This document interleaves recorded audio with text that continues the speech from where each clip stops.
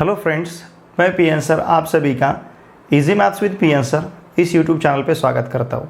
अगर आप इस चैनल पे नए हो तो प्लीज़ इस चैनल को सब्सक्राइब कीजिए, और अगर आपने इस चैनल को सब्सक्राइब किया होगा तो हमारी जो यूट्यूब फैमिली है easy maths with P N sir, इस फैमिली को स्ट्रांग बनाने के लिए आपने जो महत्वपूर्ण योगदान दिया है इसके लिए मैं आपका बहुत आभारी हूँ। आज हम इस वीडियो लेक्चर में एक्सरसाइज 5.4 में क्वेश्चन नंबर 13 से आगे के जो क्वेश्चन है वो क्वेश्चन सीखने जा रहे हैं।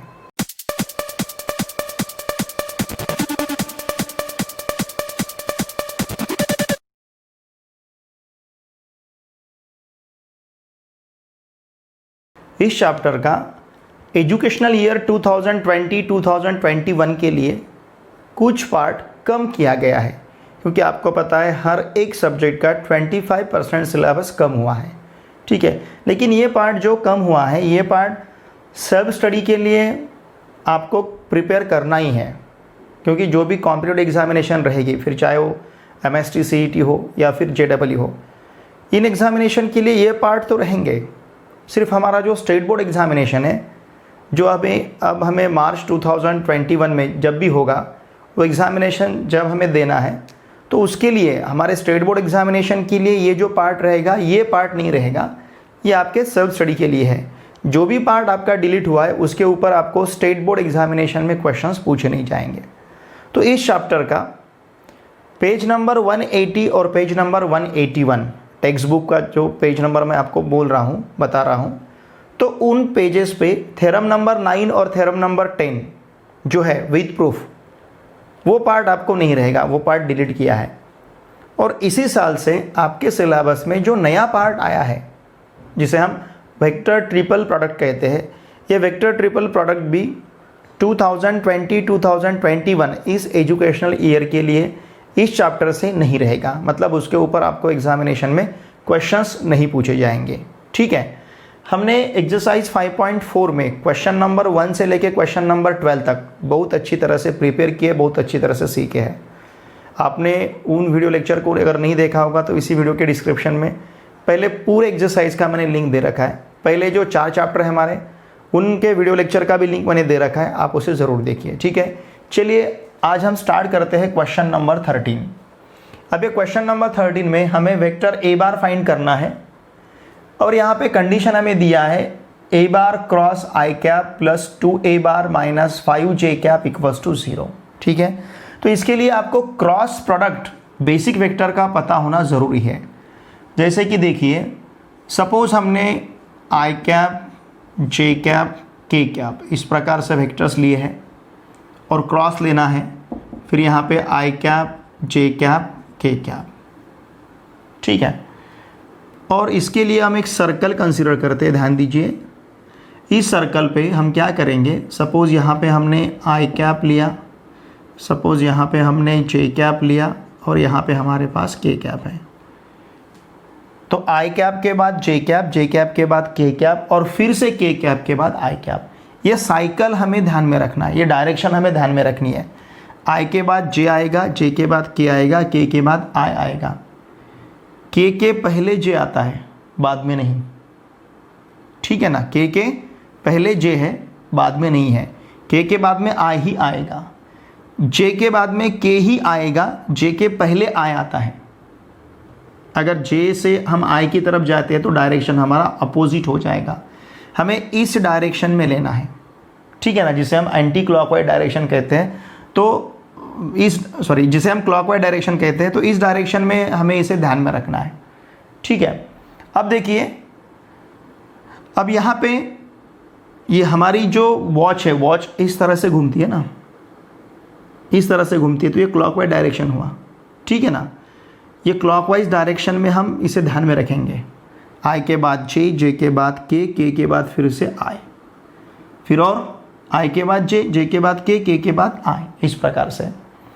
अब देखिए, जब हमें बेसिक वेक्टर का क्रॉस लेना है, i cap cross i cap हमें 0 बार मिलेगा, पता है आपको, because they are parallel vectors और collinear vectors. I cap cross j cap, i cap cross j cap, ये मिलेगा हमें k cap. I cap cross k cap, अब देखिए आई कैप के बाद जे कैप आना चाहिए था। आई कैप के बाद हमने क्या लिया, के कैप लिया, आई कैप क्रॉस के कैप, ऐसा कह रहे हैं हम, मतलब ये अपोजिट डायरेक्शन में आ गया। देखिए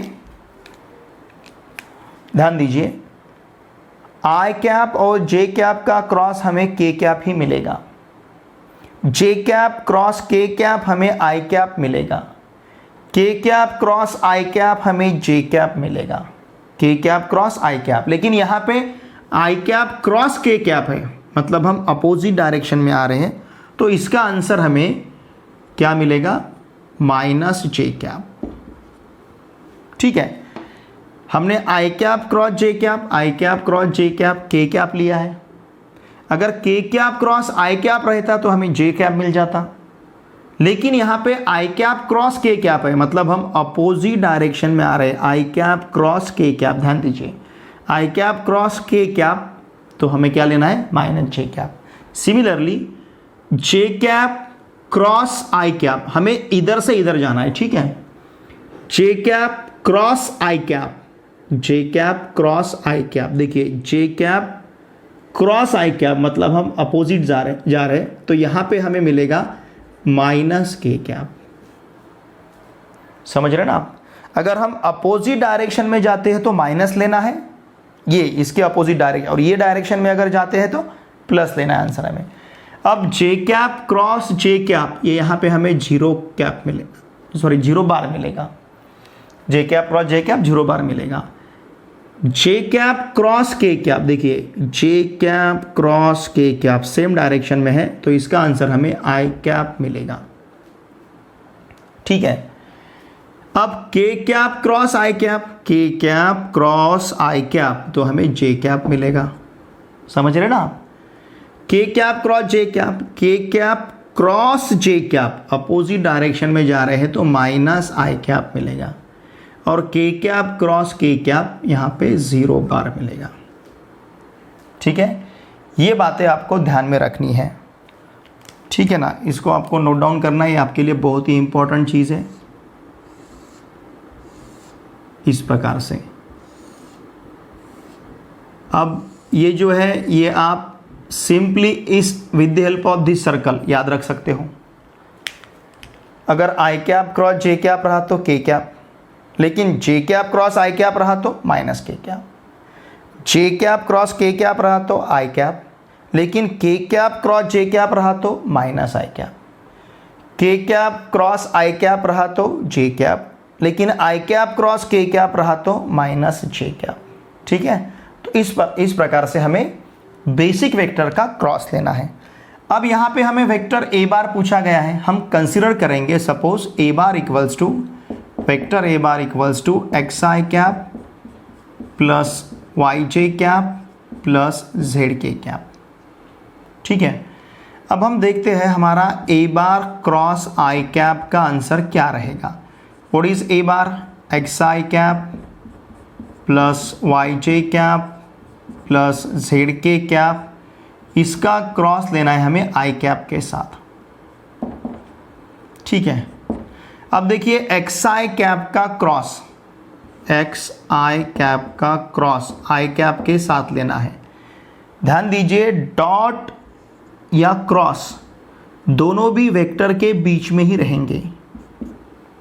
वेक्टर डॉट वेक्टर रहेगा, वेक्टर क्रॉस वेक्टर रहेगा। डॉट या क्रॉस ये स्केलर के बीच में नहीं आते हैं, तो इसलिए इस स्केलर को हमें साइड में लेना है और आई कैप क्रॉस आई कैप लिखना है। प्लस उसी प्रकार से x, अब ये एक्स आई कैप हमने आई कैप के साथ लिया क्रॉस, अब वाई जे कैप का क्रॉस आई कैप के साथ लेना है, मतलब जे cap cross i cap plus z k cap cross i cap. What is I cap cross I cap? It will be 0 bar plus y, j cap cross I cap कितना है, minus के cap, तो यहाँ मिलेगा हमें minus के cap plus z into के cap cross i cap, k cap cross i cap क्या आएगा, j कैप, तो ये मिला हमें j कैप। तो देखिए एक्स जीरो कैप मतलब एक्स जीरो बार मतलब ये जीरो ही रहेगा, तो यहाँ पे लिख पाएंगे हम इसको minus y k cap plus z j cap. इस प्रकार से यहाँ पे हमें a bar cross i cap मिला है। ठीक है, अब 2a बार, चलिए अब हम इसको लेते हैं। क्या दिया है हमें? A bar cross i cap plus 2a bar minus 5j cap equals to 0, ऐसा दिया है। ठीक है ना। A cap cross i cap का वैल्यू हमारे पास minus y k cap plus z j cap plus 2 into a bar का value x i cap plus y j cap plus z k cap minus यहाँ पे 5j cap है और equals to क्या है? 0। 0 मतलब ये 0 बार रहेगा, वेक्टर रहेगा ना इसका आंसर। ठीक है ना, इसे हम यहाँ पे 0 बार लेते हैं, वेक्टर रहेगा ये। अब देखिए इसको हम लिख पाएंगे minus y k cap plus z j cap plus 2x i cap plus 2y j cap plus 2z k cap minus 5j cap equals to 0 बार।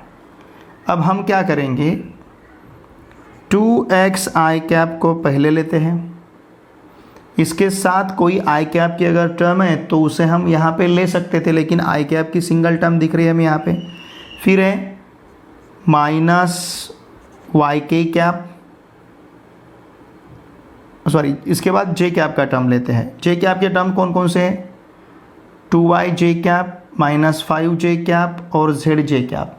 ठीक है, तो देखिए 2y j cap plus z j cap minus 5j cap. अब इसके बाद हम के cap के टर्म्स लेते हैं। क्या है के कैप हमारे पास?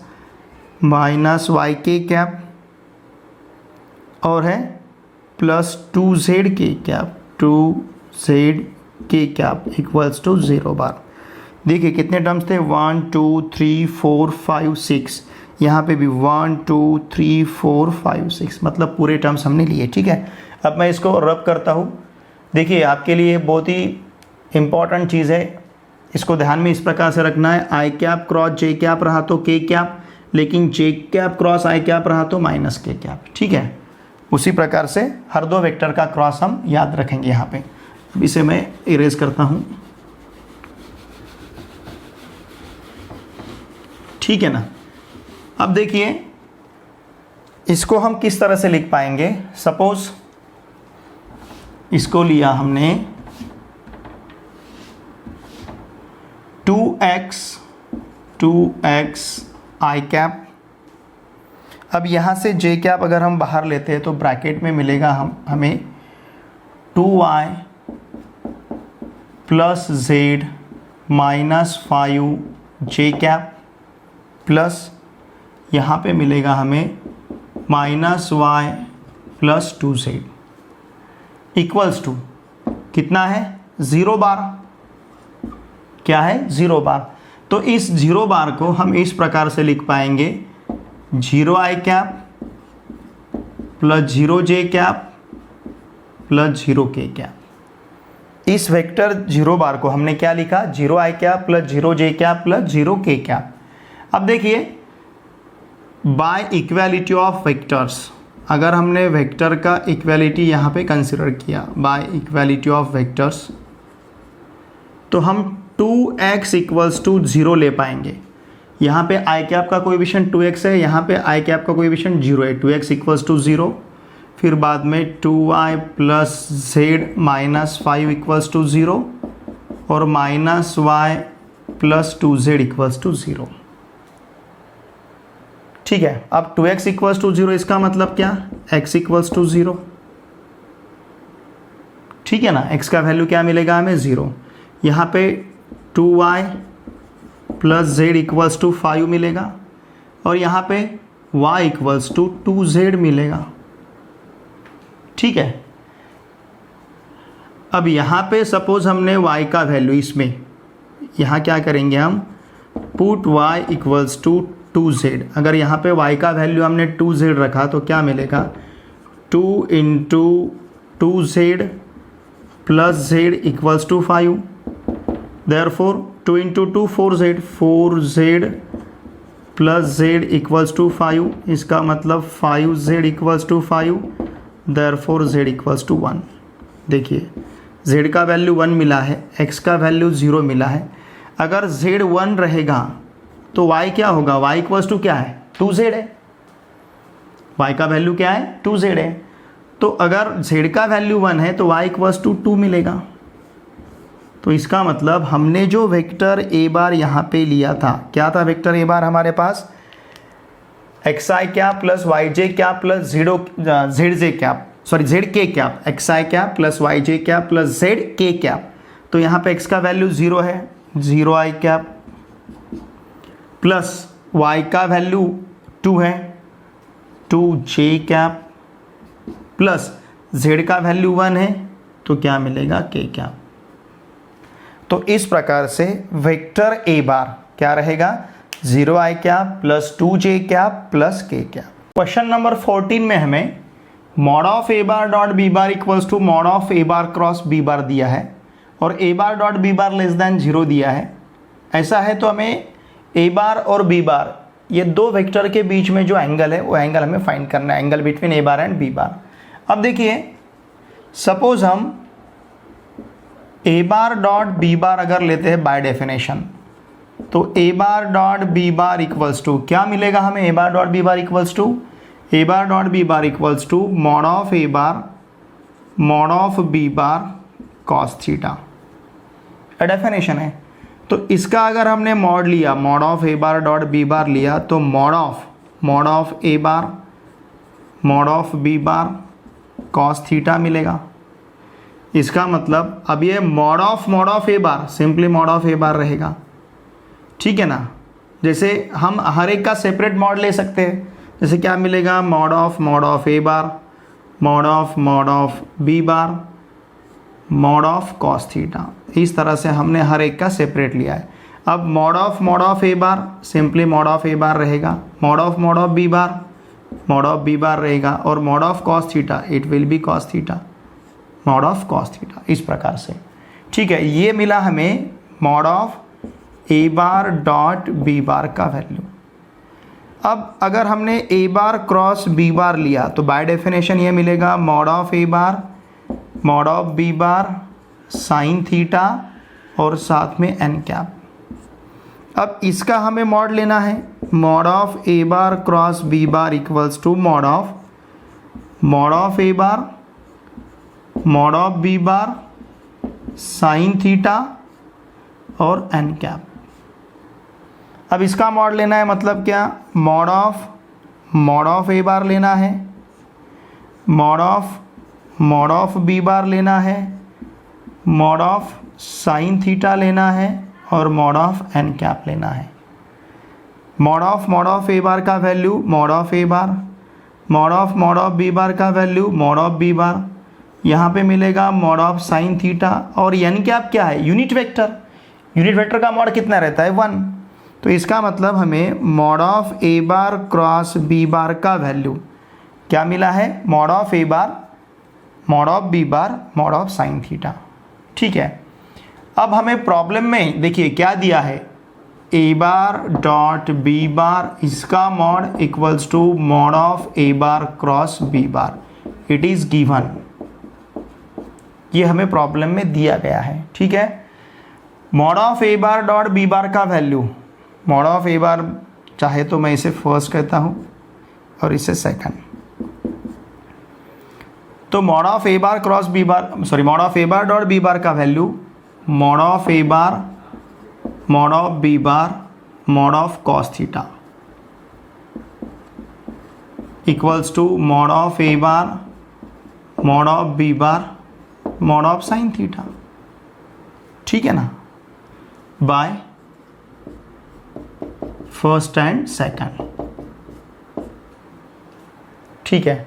अब दोनों साइड का mod of a bar cancel, mod of b bar cancel होगा, मतलब mod of cos theta equals to mod of sine theta.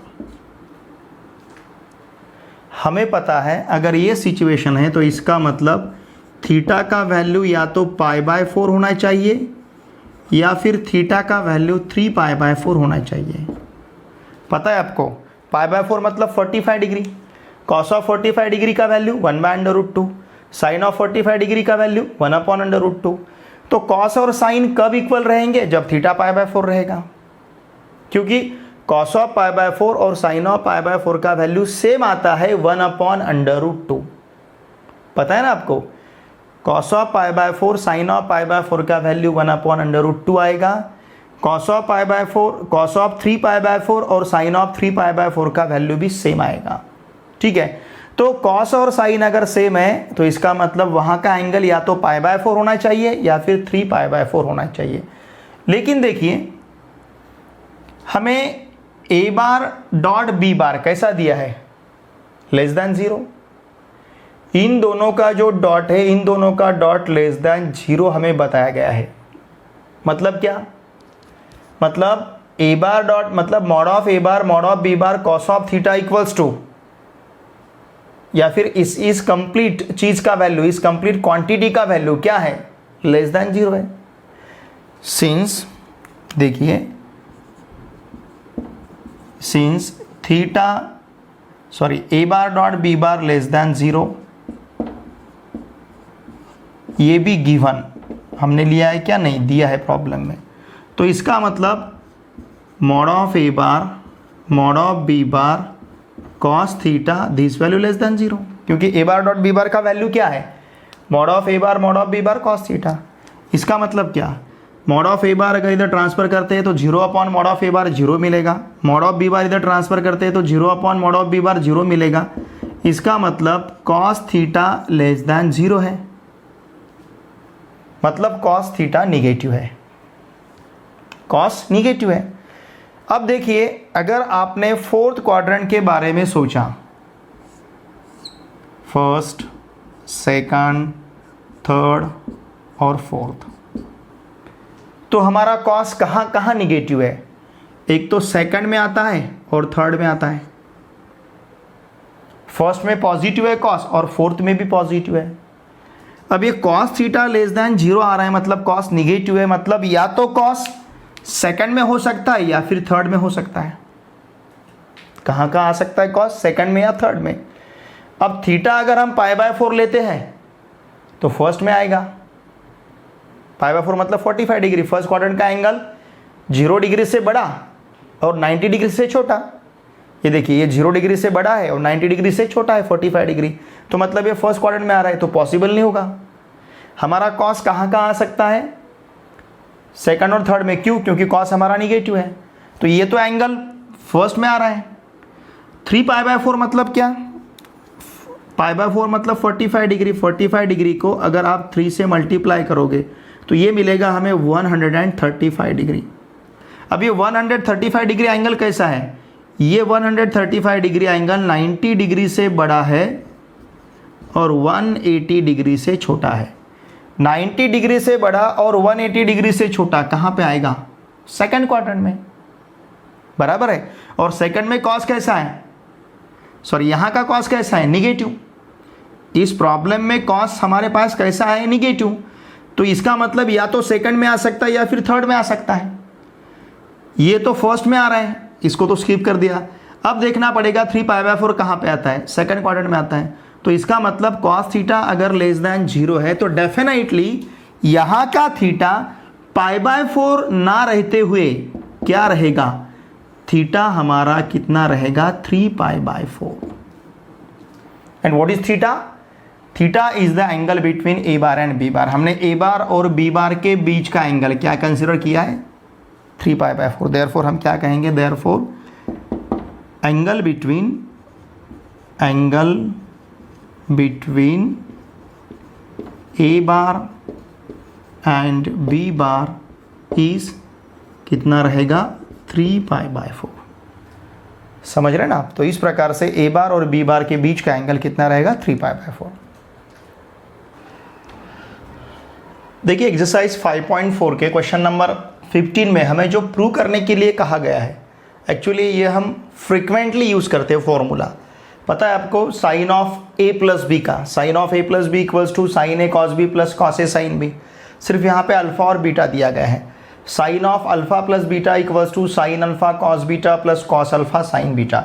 Same formula हमने 11th स्टैंडर्ड में ट्रिग्नोमेट्रिक रेशो जो चैप्टर है हमारा, ट्रिग्नोमेट्री फर्स्ट और ट्रिग्नोमेट्री सेकंड, ऐसे दो चैप्टर्स है, उसमें एक चैप्टर में इस फॉर्मूला को हमने प्रूव भी किया है। ठीक है, लेकिन यही फॉर्मूला हमें यहाँ पे अब वेक्टर कंसेप्ट यूज़ करके प्रूव करना है। Sine of alpha plus beta equals to prove करना है sine alpha cos beta plus cos alpha sine beta. हमने क्या किया देखिए, यहाँ पे एक्स एक्सिस लिया है जिसके ऊपर बेसिक वेक्टर या यूनिट वेक्टर आई कैप रहेगा, फिर ये वाई एक्सिस, इसके ऊपर यूनिट वेक्टर जे कैप रहेगा। इस पॉजिटिव एक्स एक्सिस के साथ रे ओपी अल्फा एंगल तैयार कर रहा है, मतलब वेक्टर ओपी बार अल्फा एंगल तैयार कर रहा है, और इसी पॉजिटिव एक्स एक्सिस के साथ हमारा यहाँ का जो वेक्टर ओ क्यू है ये बीटा एंगल तैयार कर रहा है। और ये दोनों भी वेक्टर्स यहाँ पे हमने यूनिट वेक्टर कंसिडर किए हैं। O P bar and O Q bar be two unit vectors, इन दोनों को हमने यूनिट वेक्टर्स यहाँ पे लिया है। इसका मतलब दोनों का मॉड 1 हो जाएगा बिकॉज ये यूनिट वेक्टर्स। फिर यहाँ पे angle X O P alpha है और angle Q O X beta है। एंगल एक्स ओ पी हमने अल्फा लिया है, angle Q O X beta लिया है। अगर angle Q O X beta है तो angle X O Q minus beta रहेगा। सिंपल सी बात है, डायरेक्शन हमने वहाँ पे चेंज किया उसका, ठीक है ना। अब major angle X O P जो है, एंगल एक्स ओ पी दो एंगल में डिवाइड हुआ है, एक अल्फा और दूसरा beta. Therefore X O P equals to angle X O Q plus angle X O P equals to हमने angle Q O X plus angle X O P equals to alpha plus beta लिया है। तो ये मतलब vector O Q bar और vector O P बार, इन दोनों के बीच का एंगल क्या मिला हमें, अल्फा प्लस बीटा। कौन सा वेक्टर, ओ क्यू बार और O P bar, vector O Q bar और वेक्टर ओ पी बार के बीच का एंगल क्या है, अल्फा प्लस बीटा। अगर सपोज हमने देखिए O P bar cross O Q bar लिया बाय डेफिनेशन, तो ये मिलेगा हमें ओ क्यू बार लेते, O Q bar cross O P bar. O Q bar cross O P bar अगर लिया तो क्या मिलेगा, mod of O Q bar mod of O P bar, ठीक है ना। और फिर यहाँ पे इन दोनों के बीच का जो एंगल है उसका साइन, इन दोनों के बीच का एंगल है अल्फा प्लस बीटा, तो उसका साइन अल्फा प्लस बीटा। और इसे परपेंडिकुलर, मतलब ओ क्यू बार ओ पी बार जिस प्लेन में प्रेजेंट है, अब ये बोर्ड के ऊपर ओ क्यू बार प्रेजेंट है, ओ पी बार प्रेजेंट है, ठीक है ना। तो अब इसके साथ देखिए एक्चुअली हम डेफिनेशन क्या लेते हैं, ए बार क्रॉस बी बार का, a bar cross b bar equals to mod of a bar mod of b bar sine theta n cap. What is theta, angle between a bar and b bar. Similarly यहाँ पे alpha plus beta O Q bar और O P बार के बीच का angle था, तो हमने sine of alpha plus beta लिया। First vector का मॉड लिया, सेकंड वेक्टर का मॉड लिया, साइन थीटा लिया। अब यहाँ पे डेफिनेशन में एन कैप है, n cap what is n cap, n cap is the unit vector perpendicular to the plane of a bar and b bar. जिस प्लेन में ए बार बी बार प्रेजेंट रहते हैं उस प्लेन को n cap unit vector perpendicular है। अब उसी प्रकार से ओ क्यू बार ओ पी बार जिस प्लेन में प्रेजेंट है, ओ क्यू बार ओ पी बार, अब ये बोर्ड पे प्रेजेंट है, ओ क्यू बार और ओ पी बार इस बोर्ड पे प्रेजेंट है, मतलब इस प्लेन में प्रेजेंट है, तो एन कैप इनके प्लेन को ए बार बी बार के प्लेन को परपेंडिकुलर रहता है। उसी प्रकार से ओ क्यू बार ओ पी बार जिस प्लेन में प्रेजेंट है उस प्लेन को परपेंडिकुलर जो यूनिट वेक्टर रहेगा वो यहाँ पे लेना है हमें। अब देखिए वैसे अगर देखा जाए तो ये जिस प्लेन में ओ क्यू बार और ओ पी बार परपेंडिकुलर है, मतलब इस बोर्ड पे इस बोर्ड पे प्रेजेंट है, ओ क्यू बार ओ पी बार इस बोर्ड पे प्रेजेंट है, बोर्ड पे, ठीक है ना। तो इस बोर्ड को परपेंडिकुलर वेक्टर इस प्रकार का रहेगा, मतलब एक्स एक्सिस वाई एक्सिस को परपेंडिकुलर रहेगा, और एक्स एक्सिस वाई एक्सिस को परपेंडिकुलर तीसरा एक्सिस रहता है जेड एक्सिस। अभी जेड एक्सिस पे जैसे हमने एक्स एक्सिस पे आई कैप लिया है, वाई एक्सिस पे जे कैप लिया है, उस प्रकार से जेड एक्सिस पे कौन सा वेक्टर रहेगा, के कैप। मतलब के कैप ऐसा यूनिट वेक्टर रहेगा जो unit vector O Q bar को परपेंडिकुलर रहेगा और ओ पी बार को मतलब ओ क्यू बार और OP बार जिस प्लेन में प्रेजेंट है, OQ बार OP बार जिस प्लेन में प्रेजेंट है उस प्लेन को कौन सा वेक्टर परपेंडिकुलर रहेगा? Unit vector k cap. समझ रहे ना आप? OQ बार OP बार जिस प्लेन में प्रेजेंट है उस प्लेन को जो वेक्टर परपेंडिकुलर रहेगा वो एक्चुअली z एक्सिस पे प्रेजेंट रहेगा, वो रहेगा k कैप। तो यहां पे लेते हैं हम इसके साथ अब k कैप। समझ रहे ना? तो इसके लिए हमने यहां पे k कैप कंसीडर किया है। अब देखिए मॉड ऑफ OP बार का वैल्यू कितना है? मॉड ऑफ OP बार का वैल्यू 1 है, मॉड ऑफ OQ बार का वैल्यू भी 1 है। Why? Because they are unit vectors. तो इसका मतलब OQ bar cross OP bar equals to, ये 1 मिलेगा, ये 1 मिलेगा, 1 into 1 into sine of alpha plus beta into k cap by first. ठीक है, तो हमें OQ bar cross OP bar equals to क्या मिला है? Sine of alpha plus beta into k cap. अब हमें देखिए OQ बार क्रॉस OP बार, दो वेक्टर का डिटर्मिनेंट लेके हम जिस तरह से क्रॉस लेते हैं उस तरह से इसको अब यहाँ पे हमें कंसिडर करना है। ठीक है, डिटर्मिनेंट में फर्स्ट रो क्या रहेगा? I cap J cap K cap. Second row क्या रहेगा? OQ बार के कंपोनेंट्स, वेक्टर OQ बार के कंपोनेंट्स। अब हमें वेक्टर OQ बार के कंपोनेंट्स पता होना जरूरी है। ठीक है, तो क्या करते हैं हम पहले OQ बार और OP बार को फाइंड करते हैं, क्योंकि OQ बार और OP बार के कंपोनेंट्स हमारे बाकी है फाइंड करना। ठीक है ना? ठीक है, हमें OQ bar cross OP bar sine of alpha plus beta k cap मिला है।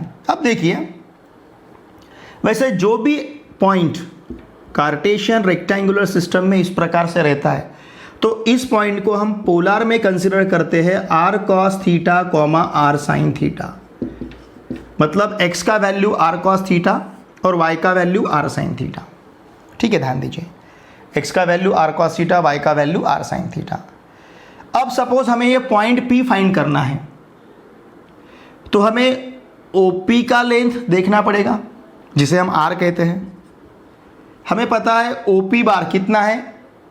OP बार यूनिट वेक्टर, तो मॉड ऑफ OP बार कितना आएगा? 1। मतलब ये जो लेंथ है ये लेंथ 1 हो गया जिसे हम r कहते हैं। कितना है? 1। तो हमारा यहाँ का r तो हमें 1 मिला है। अब रहा एंगल जिसे हम थीटा कहते हैं। ठीक है ना?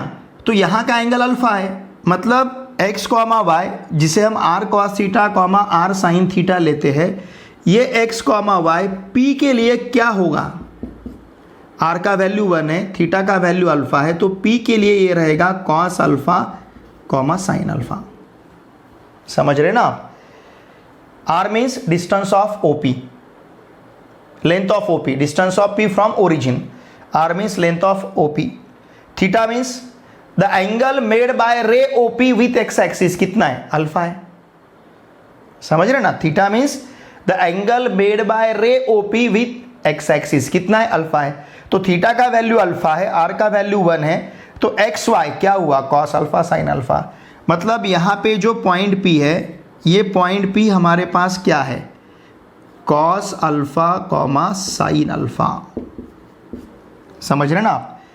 उसी तरह से यही पॉइंट, यही कोऑर्डिनेट्स हमें Q के लिए कंसीडर करने हैं। किसके लिए? Q के लिए। अब देखिए लेंथ OQ भी कितना है? 1 है। Mod of OQ bar equals to 1, मतलब r का वैल्यू 1 है। और OQ ने x एक्सिस के साथ जो एंगल तैयार किया है वो एक्चुअली माइनस बीटा है, क्योंकि इस डायरेक्शन में बीटा है तो इस डायरेक्शन में क्या रहेगा? Minus beta.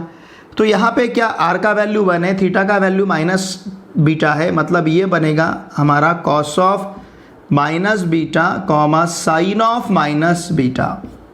समझ रहे ना आप? द एंगल मेड बाय रे OQ with positive x axis. ठीक है, तो ये मिलेगा हमें इस डायरेक्शन में, क्या लेना है? Minus beta. तो cos of minus beta sine of minus beta. cos of minus beta cos beta, क्योंकि cos इवन फंक्शन है, cos of minus theta cos theta लेते हैं, मतलब cos of minus beta cos beta, और sine of minus beta minus sine beta. तो यहाँ का जो Q है देखिए, जिस प्रकार से हमने P लिया है उसी प्रकार से यहाँ पे हमें Q लेना है। तो हमारा Q क्या रहेगा? Q is cos of minus beta comma sign of minus beta. इसका मतलब ये बनेगा cos beta comma minus sine beta. तो इस प्रकार से हमें पी क्यू मिला है। तो हम ओ पी बार ले सकते हैं।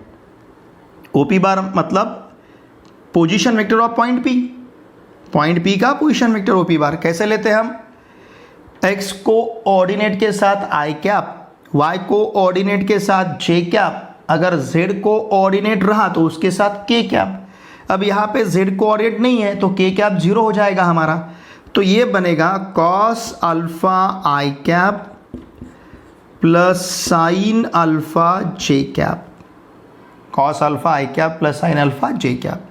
सिमिलरली यहाँ पे ओ क्यू बार क्या बनेगा? Cos beta i cap minus sine beta j cap. ठीक है। और अब हम कंसीडर करते हैं क्या? O Q bar cross O P bar. कैसे यहाँ पे लेने जा रहे हैं अब हम इसे? देखिए डिटरमिनेंट में फर्स्ट रो क्या रहेगा? I cap j cap k cap. Second row vector O Q bar के कंपोनेंट्स क्या है? Cos beta minus sine beta 0, cos beta minus sine beta, और के कैप यहाँ पे नहीं है मतलब उसका कोएफिशिएंट 0 रहेगा। फिर इसके बाद ओ पी बार के components cos alpha sine alpha 0। देखिए ये हमें क्या मिलेगा?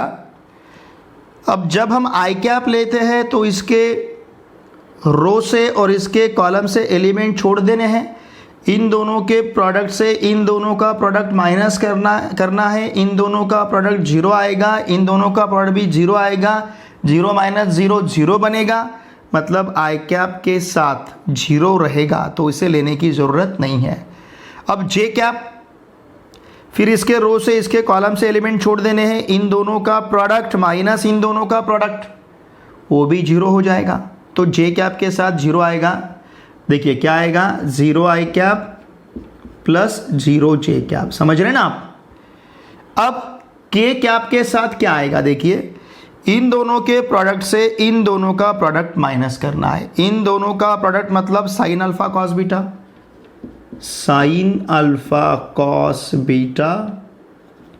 इन दोनों का product minus minus minus plus बनेगा, plus cos alpha sine beta, और इसके साथ रहेगा के cap.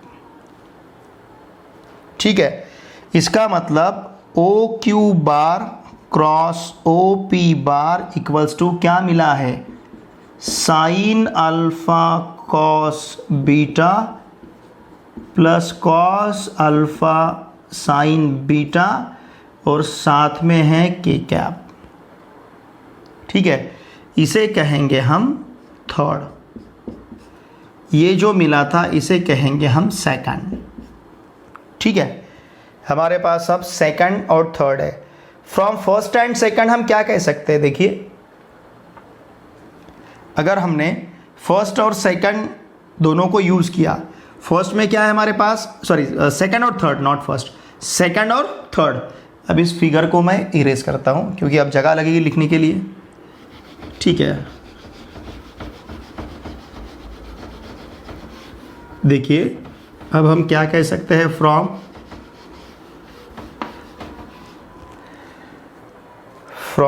Second and third, from second and third. क्या है सेकंड हमारे पास? Sine of alpha plus beta के cap equals to sine alpha cos beta, sine alpha cos beta plus cos alpha sine beta, और साथ में है के कैप। ठीक है, sine of alpha plus beta equals to sine alpha cos beta plus cos alpha sine beta. अब देखिए दोनों भी तरफ के कैप है, मतलब दोनों भी तरफ के कैप के कोएफिशिएंट्स इक्वल रहेंगे, देयरफॉर हम क्या कह सकते हैं, sine of alpha plus beta equals to sine alpha cos beta plus cos alpha sine beta. ठीक है, और यही हमें प्रूव करना था, हेंस प्रूव्ड। तो इस प्रकार से वेक्टर कंसेप्ट यूज करके हमने जो ट्रिग्नोमेट्री का फॉर्मूला है sine of alpha plus beta का, sine of alpha plus beta equals to हमने क्या प्रूव किया है, sine alpha cos beta plus cos alpha sine beta. ठीक है, देखिए स्टूडेंट्स, आज के वीडियो लेक्चर में हमने एक्सरसाइज 5.4 इसमें क्वेश्चन नंबर 13, क्वेश्चन नंबर 14 और क्वेश्चन नंबर 15 इन तीनों क्वेश्चन को बहुत अच्छी तरह से हमने सीखा है। अब हमारे एक्सरसाइज 5.4 में 3 क्वेश्चन और हमारे बचे हैं, क्वेश्चन नंबर 16, क्वेश्चन नंबर 17 और क्वेश्चन नंबर 18। ये 3 क्वेश्चंस हम नेक्स्ट वीडियो लेक्चर में देखेंगे। अभी तक जितना भी पार्ट हमने वेक्टर चैप्टर का लिया है उसमें से कोई भी पार्ट इस साल के लिए डिलीट नहीं हुआ है अभी तक जो लिया है हमने। हाँ, इसके बाद जो हमें लेना है उसमें मैंने पहले आपको कहा है, यहाँ पे लिखा भी, मैंने इसके ऊपर लिखा भी था पहले, प्रॉब्लम में आपने देखा होगा। तो हमारा जो थ्योरम नंबर 9 और थ्योरम नंबर 10 है, जो पेज नंबर 180 और पेज नंबर 181 पे आता है, पेज नंबर 181 पे, और वहाँ पे वेक्टर ट्रिपल प्रोडक्ट है, वो भी इम्पॉर्टेंट है वैसे देखा जाए तो। इस साल ही आपके सिलेबस में ऐड हुआ है, और ये कोरोना जो है महामारी जो चल रही है कोविड-19, तो इसकी वजह से स्कूल कॉलेज अभी तो बंद है, ऑफलाइन क्लासेस बंद है, ऑनलाइन क्लासेस सब चल रहे हैं। अभी बता भी नहीं सकते आगे हमारे पास कितना टाइम रहेगा ये पूरा प्रिपरेशन करने के लिए। इसके लिए आप लोग जो भी हमारा अब ये यूट्यूब थ्रू वीडियो लेक्चर चल रहे हैं, ईच एंड एवरी प्रॉब्लम यहाँ पे हम कवर कर रहे हैं, तो आपकी रिस्पॉन्सिबिलिटी है ये पूरे अच्छी तरह से देखना और इनको प्रिपेयर करना। क्योंकि भले ही आपका सिलेबस कम होगा लेकिन वहाँ पे डिलीटेड मतलब वो आपके सेल्फ स्टडी के लिए रखा गया है, वो इम्पॉर्टेंट है। जो भी पोर्शन यहाँ से स्किप हुआ है वो पोर्शन आपके लिए बहुत ही इम्पॉर्टेंट है वैसे देखा जाए तो। लेकिन हमारे पास दिन कम है, अब हमारे पास समय कम है, क्योंकि अभी तो आपका जुलाई महीना पूरा अब हाथ से निकल गया है, पता नहीं सकता अगस्त महीने में भी क्या सीन रहेगा पूरा। तो इस वजह से ठीक है, आपका पोर्शन थोड़ा सा वहाँ पे 25% हर एक सब्जेक्ट का पोर्शन कम हुआ है, लेकिन यहाँ पे इंटरलिंक है। वैसे एग्जामिनेशन पॉइंट ऑफ व्यू ठीक है वो, लेकिन आपने जो कंटेंट है उससे ज़्यादा अपनी कंसेप्ट की तरफ ध्यान देना चाहिए। कंसेप्ट समझने के लिए हमें पूरा ठीक से करना हमारे लिए नेसेसरी है, ज़रूरी है। ठीक है, तो हम तो आपका पूरा सिलेबस यहाँ पे लेंगे, मतलब डिलीटेड पोर्शन भी हम यहाँ पे कवर करेंगे, लेकिन मैं आपको बताते जाऊँगा कि यहाँ पे ये पोर्शन आपका डिलीट हुआ है, क्योंकि हमें तो पूरा सिलेबस लेना है। क्योंकि जो भी आपकी आगे एंट्रेंस एग्जामिनेशन रहेगी, चाहे फिर वो JEE रहेगी या फिर MST CET रहेगी, ये तो एप्लीकेशन बेस रहती है। एप्लीकेशन बेस मतलब सपोज़ आपको सिलेबस में tan थीटा नहीं है, ठीक है, या फिर sin थीटा cos थीटा नहीं है, डायरेक्ट tan थीटा आपको सिलेबस में दे दिया, तो tan थीटा तो sin थीटा cos थीटा से ही बनता है। समझ रहे ना आप? मैं फॉर एग्जाम्पल आपको बता रहा हूँ, आपका sin theta cos theta skip कर दिया और tan थीटा आपको दे दिया, लेकिन tan थीटा समझने के लिए, उसका एप्लीकेशन लेने के लिए साइन और कॉस हमें पता होना ज़रूरी है। उसी तरह से आपका सिलेबस भी, जैसे अब ये वेक्टर ट्रिपल प्रोडक्ट, इसके ऊपर पहले सीक्वेंस, पहले कंसेप्ट कुछ डिपेंड नहीं है, क्योंकि लास्ट में ही दिया है वैसे आपके चैप्टर में। लेकिन ये वेक्टर ट्रिपल प्रोडक्ट नेसेसरी इसलिए है कि ये आपके CET एग्जामिनेशन में या फिर आपके JEE एग्जामिनेशन में एप्लीकेशन बेस पे इसके ऊपर प्रॉब्लम्स वहाँ पे आ सकते हैं। तो हम तो आपका जो भी सिलेबस टेक्स्ट बुक में आपका जो भी सिलेबस आपको दिया है वो तो सिलेबस पूरा यहाँ पे मैं आपका कंप्लीट करूँगा, लेकिन जो आपके 2021 स्टेट बोर्ड एग्जामिनेशन में सिलेबस नहीं है वो मैं हर बार आपको बताते जाऊँगा। वैसे उसके ऊपर मेरा वीडियो लेक्चर भी है। अभी तो सिलेबस आज की 26 तारीख है, 24 जुलाई को सिलेबस यहाँ पे वैसे देखा जाए तो पब्लिश किया गया है कि ये इस प्रकार का सिलेबस नहीं आएगा करके, मतलब डिलीट किया है। मैंने तो वैसे 10 जुलाई के इसके ऊपर वीडियो मैंने पब्लिश किया था, और जैसे 10 जुलाई का मेरा जो वीडियो है सेम वैसा ही सिलेबस आपका स्टेट बोर्ड का यहाँ पे फ्रेम हुआ है, उतना ही सिलेबस आपका डिलीट हुआ है, ठीक है। लेकिन जो इम्पॉर्टेंट चीज़ें हैं वो तो हमें यहाँ पे कवर करनी ही पड़ेगी। मेरी आप सभी से रिक्वेस्ट रहेगी, पूरे महाराष्ट्र में आपके जितने भी friends class 9th 10th 11th 12th इनमें से किसी भी क्लास में अगर पढ़ते हैं महाराष्ट्र स्टेट बोर्ड में, तो उनको मैथमेटिक्स के लिए इस चैनल को सब्सक्राइब करने के लिए आवश्यक है। मेरा 9th 10th 11th का भी सिलेबस बहुत अच्छी तरह से चल रहा है, रिस्पॉन्स भी बहुत अच्छी तरह से। लेकिन आपके भी जो फ्रेंड्स हैं, आपके रिलेटिव्स है पूरे महाराष्ट्र में, कहीं पे भी हो गए class 9th 10th 11th 12th, उन सभी को मैथमेटिक्स के लिए इस चैनल को सब्सक्राइब करने के लिए आवश्यक है।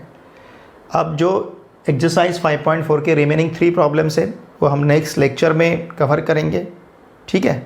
Thanks for watching my video.